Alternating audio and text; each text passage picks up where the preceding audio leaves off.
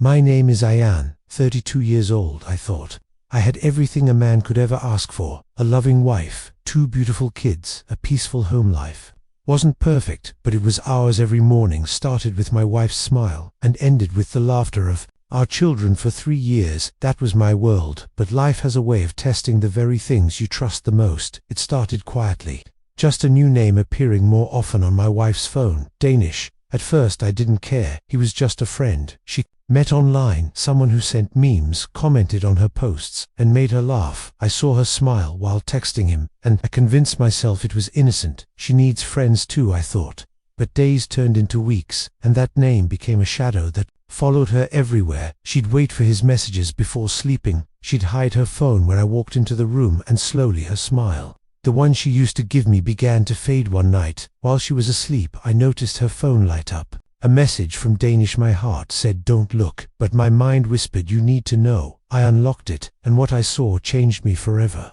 The chat was long, filled with messages that didn't belong to strangers. The way they talked, the way she called him baby, the way he said I missed your scent. Each word felt like a knife. I scrolled, hoping it was just flirtation, something shallow, something I could forgive. But then I saw it, messages from the night I wasn't home, the night I was working late. That night still feels unreal, he had written.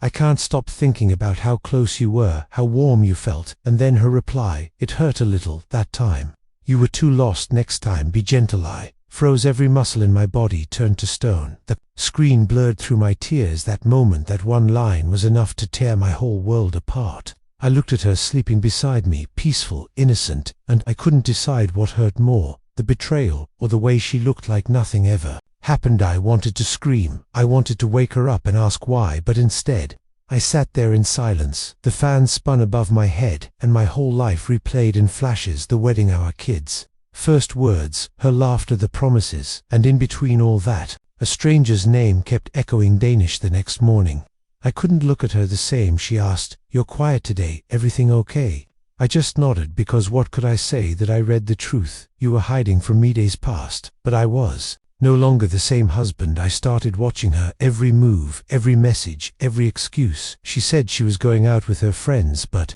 I knew who she was really meeting. And the worst part, I still loved her. Love doesn't die in one night. It fades slowly like a candle struggling against the wind. So I planned something. I didn't confront her right away. I wanted to know how deep this went. That's when I followed her one evening. She said she was going to dinner with her cousin. I stayed a few minutes behind, watching her from a distance as she got into a cab. The cab stopped outside a small house, the kind you'd miss if you didn't know it was there, and there he was.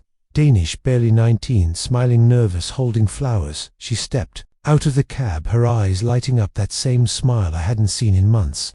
I stood there, hidden behind the corner, watching my wife walk into another man's arms, and for the first time, I realized the woman I loved no longer existed. But I didn't say anything, not that night, not even the next day, because I wasn't done. If she was living a double life, I was going to know everything. That was the night I stopped being a husband and became a man seeking the truth. The next few days felt like walking through fire. Every time she smiled at me, every time she held our kids, I felt that same burn inside me. The face I had loved for years now looked like a mask hiding a secret I could never unsee. I stopped sleeping properly. I stopped eating properly, and I started planning the moment I would finally ask her the truth. One night, after dinner, I told her I had some work on my laptop. She went to our bedroom.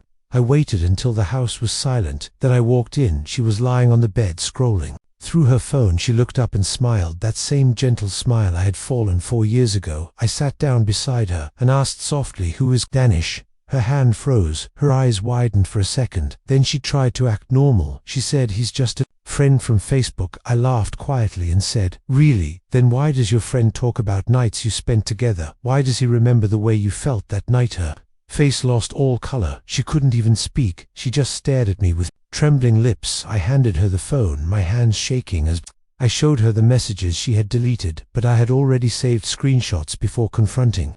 Her tears filled her eyes. She tried to touch my hand. I moved it away. I said, "Just tell me the truth. No lies, no excuses. Tell me what really happened." She broke down completely. She covered her face and whispered, "It just happened. I was lonely. You were busy. I didn't plan it. It just happened." I closed my eyes, and for a moment the room disappeared. All I could hear was my heartbeat pounding like thunder. I wanted to shout. I wanted to break everything around me. But when I saw her crying, I felt something worse than anger.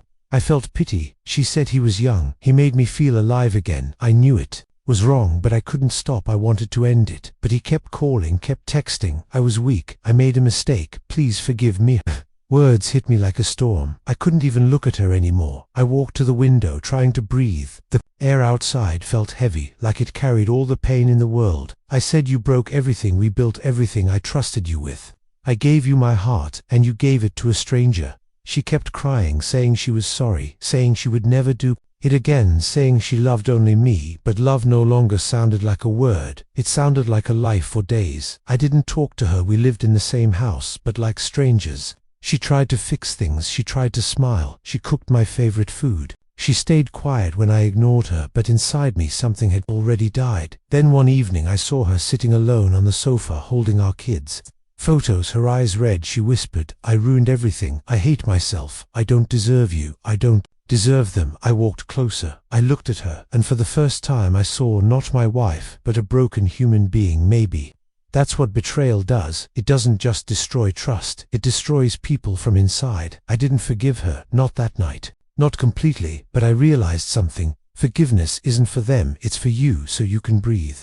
Again I told her I needed time, space, and honesty. No more lies, no more secrets.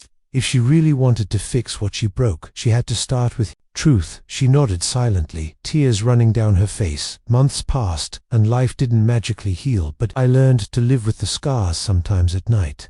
I still remember those messages, those words that burned my heart, but I also remember that people can fall and still stand again. The man I was before that night no longer exists, but the man I became learned the hardest truth. Love can survive pain, but only if both hearts choose to fight for it. And that is what I'm still deciding. If the love I once had is worth fighting for, or if some stories are meant to end when the truth finally comes to light.